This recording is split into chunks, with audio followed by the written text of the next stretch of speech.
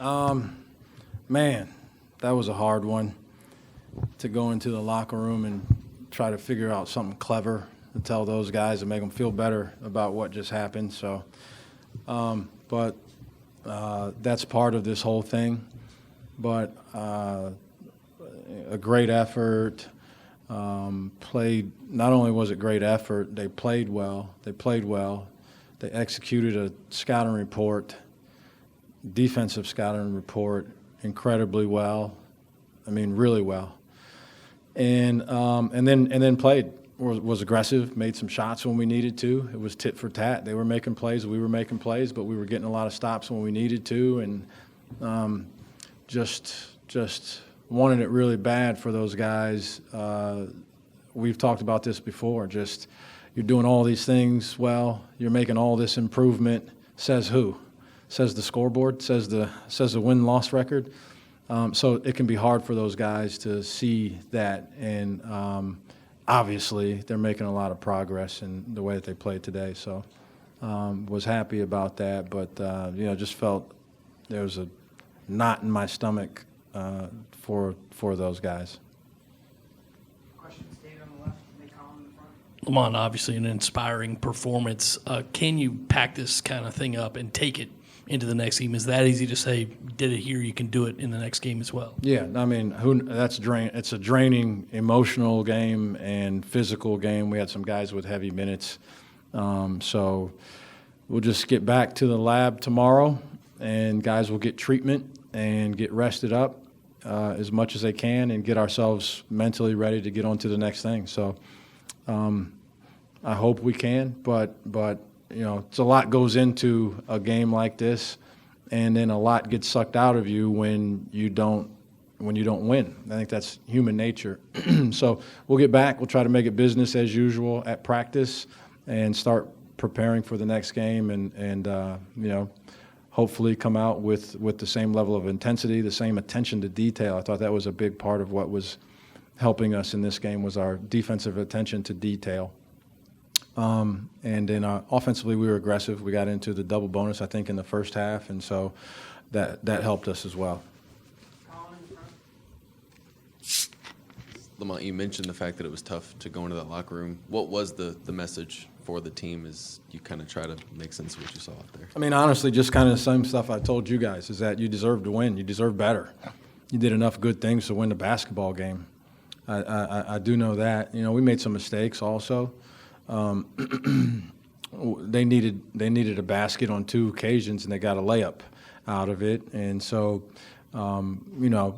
their quality of shot in the waning moments was probably higher than what it should have been. But just that you deserve better. You deserve better. And then let's get back to it tomorrow. And that tonight probably what I'm saying to you is not going to make a whole lot of sense. I'm telling you to take pride in what you did out there, and I just don't know that they're going to be able to do that tonight as young guys that just went through that. But so that was the message, and then I was proud. I'm really proud. I'm proud of what they did, how they communicated with each other, just the stuff that's being said around the locker, in the huddles and timeouts is significantly.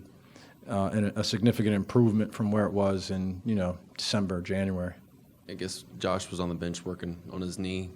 Is he okay, and how much did it hurt not having him or Hayden for stretches in overtime? Yeah, I haven't really even talked to him about that, but it hurt without those. It hurt. Hayden's fouling out was a big hit for us. To just you have some flexibility offensively, particularly if late in the game like that you can go small. With Bediako in there, it makes us make some decisions, but it certainly makes them make some decisions as to what you're going to give up late in the game.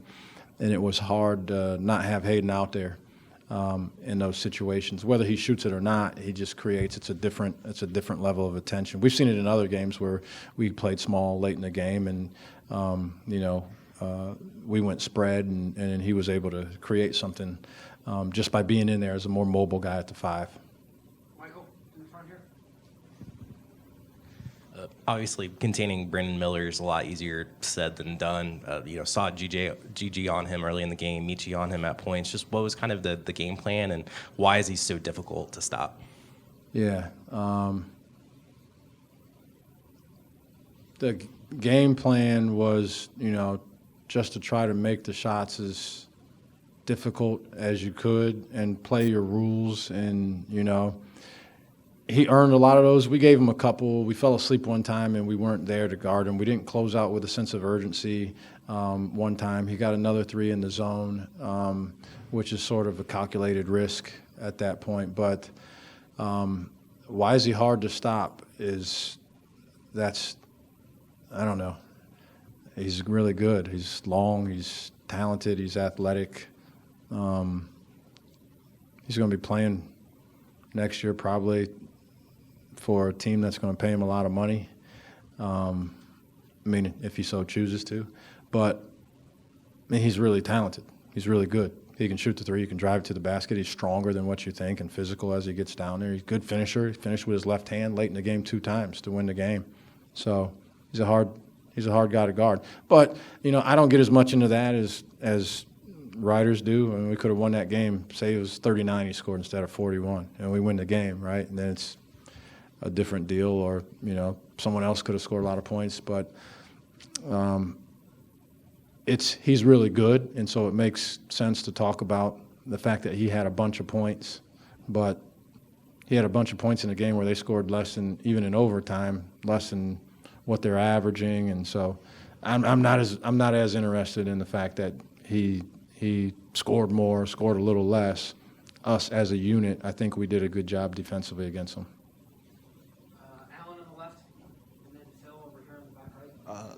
You talked a little bit more about the offense being aggressive. You had, 76 tonight, 82 Saturday. Is this kind of big picture closer to what you kind of anticipated for your offense at the start of the year, and kind of what still has to happen for you to maybe get to that point if it's not there right now? Yeah, it's definitely more like it. We're attacking more off the ball screens. I like to attack off the ball screens, and philosophically, I have some similarities to Nate, in that I like threes, I like layups also, I like free throws. Sometimes there's going to be some stuff in between there. I'm not a huge fan of that stuff, but Kobe's might have won the game had we gotten a stop on the last possession of regulation. So, but at that point, there's no holds barred. But yeah, I think that aspect of it, attacking that way, being aggressive, I aspire to continue to build our roster in a way that we have more big guys that can even stretch the floor, and again, make some of these guys make decisions. You have to make decisions on what you're going to do in a late game situation when a guy's big and he can shoot from the perimeter. It's a lot of decisions you're going to have to make in a ball screen. So I like that. I like being on that side of things. So that's one area. But we're moving in the right direction, that's for sure. We're being more aggressive. We're playing better. We're running more offense. We're moving the ball better, and we're being aggressive. Phil, the back right. The great ones are able to kind of block out everything that's going on around them, especially when there's a lot of controversy. In Miller's case, to see him score 41 after everything that's gone on with him over the last 2 days, did that surprise you that he was able to kind of handle the crowd and close it out and do what he did? That's not really on my radar of things necessarily. It's a basketball game. Guys go out there, and for that 45 minutes it was today, you play basketball. You go out there and you play basketball. Sometimes stuff can affect guys, but you go out there and you play basketball. I'm me, I'm not him, so I don't know what was on his mind, but I'm sure it was basketball related. Michael in the front. Seems like Jacoby's right. Jacoby Wright's confidence has just grown game after game after game. Just what have you seen from him just in terms of his evolution and, having the opportunity to start these last few games? It seems like he doesn't want to let the opportunity go. Yeah, he's been good. He's been confident. Confidence, it works wonders for human beings in all walks of life, but certainly as basketball players it does. And so he's been playing well. He's been playing with a lot more confidence. He's making shots. He's attacking more even. So it's not only the execution of it, but it's just the decision that he would make to make an aggressive move, knowing that at the rim it might not work out for him, and then still deciding to make that decision. That's confidence. When you're not 100% sure how it's going to work out, but you believe in yourself enough that you're going to make the right decision or you're going to make it work out. So that's confidence. But yeah, he's been confident in playing a lot of games. I mean, playing a lot of minutes and in a lot of games. I think that'll help you. Maybe starting helped him also, but it's good. It's good that he's got to be a weapon for us or a threat. It's hard to play with guys that aren't an offensive threat unless they really impact the game physically as an incredible shot blocker or rebounder or a defensive stalwart on the ball. I just think you have to be some sort of threat offensively, and he has been. It's been really good to see him and fun to watch his growth. Thanks, Coach. Thanks.